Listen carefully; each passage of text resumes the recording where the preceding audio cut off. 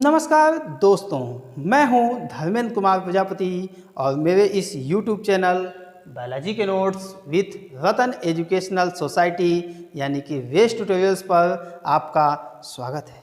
अगर आप मेरे इस चैनल पर नए हैं तो मेरे इस चैनल को लाइक और सब्सक्राइब करना न भूलें। साथ ही साथ वीडियो को अंत तक देखें और बेल आइकन को ज़रूर दबाएं ताकि मेरी हर वीडियो सबसे पहले आप तक पहुँचे।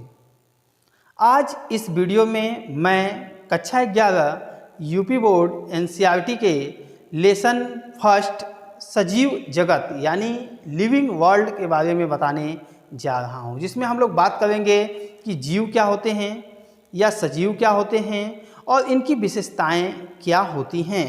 तो सबसे पहले हम लोग बात करेंगे सजीव। वैसे तो जीवन की व्याख्या करना काफ़ी मुश्किल होता है, परंतु सजीव को हम ऐसे कह सकते हैं कि जिसमें जीवन हो वह सजीव कहलाता है, यानी जिसमें जीवन हो, जो जीवित हो वह सजीव कहलाता है। तो कुछ लक्षणों के आधार पर हम यह अनुमान लगाते हैं कि किस भी वस्तु में जीवन है अथवा नहीं है। तो जीवन होने न होने के लिए हम उनके कुछ विशेष लक्षणों का अध्ययन करते हैं, कुछ विशेष कैरेक्टर्स के बारे में हम लोग बात करेंगे। तो लिविंग यानी कि जीव जो है वह पृथ्वी पर ऐसे कोई भी पदार्थ जिसमें जीवन हो वह जीव कहलाता है। ये जीव दो प्रकार के हो सकते हैं, जंतु और वनस्पति। वनस्पतियाँ भी जीव कहलाती हैं जिनके अंदर प्लांट सेल्स पाए जाते हैं, और जंतु जो कि एनिमल सेल्स के बने होते हैं वह भी जीव कहलाते हैं। तो जीव के अंतर्गत जंतु और वनस्पतियाँ आती हैं। अब हम लोग बात करते हैं कुछ ऐसे कैरेक्टर्स की, ऐसे लक्षणों की जिन लक्षणों के आधार पर हम सजीव को निर्जीव से अलग मानते हैं, अलग रखते हैं, जिनके आधार पर हम यह कह सकते हैं कि कोई भी ऐसा पदार्थ जिसमें जीवन है उसे हम सजीव कह सकते हैं। तो आइए सबसे पहले इन लक्षणों की हम बात करें, और उसमें सबसे पहला लक्षण है हमारा लाइफ साइकिल। सभी सजीवों का, यानी जिनमें जीवन है ऐसे सभी सजीवों का एक निश्चित जीवन चक्र होता है। जैसे कोई बच्चा पैदा होता है, वह चाइल्ड है, बाद में वह एडल्ट होगा, बाद में एजेड होगा, उसके बाद उसकी डेथ हो जाती है। उसी तरीके से प्रकृति में पाए जाने वाले जितने भी जीव होते हैं उनका एक निश्चित जीवन चक्र होता है, यानी वह पैदा होते हैं, ग्रो करते हैं, वृद्धि करते हैं और एक ऐसी अवस्था आती है जिसके बाद वो डेथ कर जाते हैं, यानी उनका जीवन चक्र जो है वह समाप्त हो जाता है।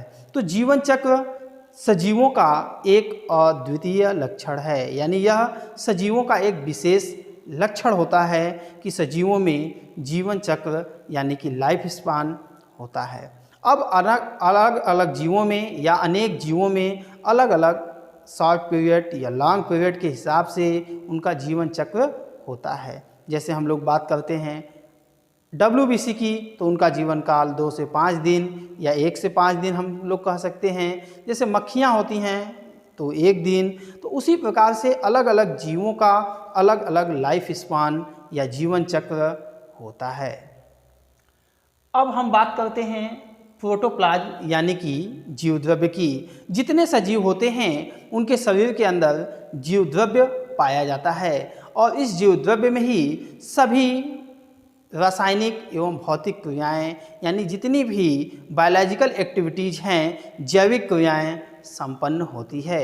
एक साइंटिस्ट हैक्सले ने जीव द्रव्य को जीवन का भौतिक आधारशिला कहा था। जीवन का भौतिक आधारशिला हैक्सले नामक वैज्ञानिक ने जीव द्रव्य को कहा, यानी जीव द्रव्य भी सजीवों का एक विशेष लक्षण होता है। अब हम बात करते हैं सेल स्ट्रक्चर यानी कोशिकीय संरचना की। जैसा कि हम लोग जानते हैं कि सभी जीव, चाहे वह पादप हो चाहे जंतु हो, उनका शरीर कोशिका से या अनेक कोशिकाओं से मिलकर के बना होता है। तो जितने भी सजीव होते हैं उनके शरीर में सेल स्ट्रक्चर यानी कोशिकीय संरचना पाई जाती है, और ये कोशिकीय संरचना किसी भी जीव के इकाई होते हैं। अब हम बात करते हैं उपापचयी क्रिया यानी कि मेटाबॉलिज्म की। मेटाबॉलिज्म हमारे शरीर में या किसी भी जंतु या पौधे के शरीर में, या हम कह सकते हैं किसी भी जीव के शरीर में प्रतिपल या सदैव कुछ बनने एवं टूटने की प्रक्रियाएं निरंतर चलती रहती हैं। इन प्रक्रियाओं को हम उपापचयी क्रिया या मेटाबॉलिज्म कहते हैं। फॉर एग्जाम्पल्स हम ऐसे समझें कि जैसे हमारे शरीर में श्वसन की क्रिया होती है, तो श्वसन की क्रिया में ग्लूकोज का ऑक्सीकरण होता है जिससे कार्बन डाइऑक्साइड एवं जल का निर्माण होता है। तो कहीं ना कहीं हमारे शरीर में ग्लूकोज जो है वह टूट रहा है। ग्लूकोज जो कि C6H12O6 है, ये ब्रेक डाउन होता है तो H2O और कार्बन डाइऑक्साइड बनता है। तो यहाँ पे क्या हुआ, ग्लूकोज टूट रहा है और कोई नया चीज़ बन रहा है।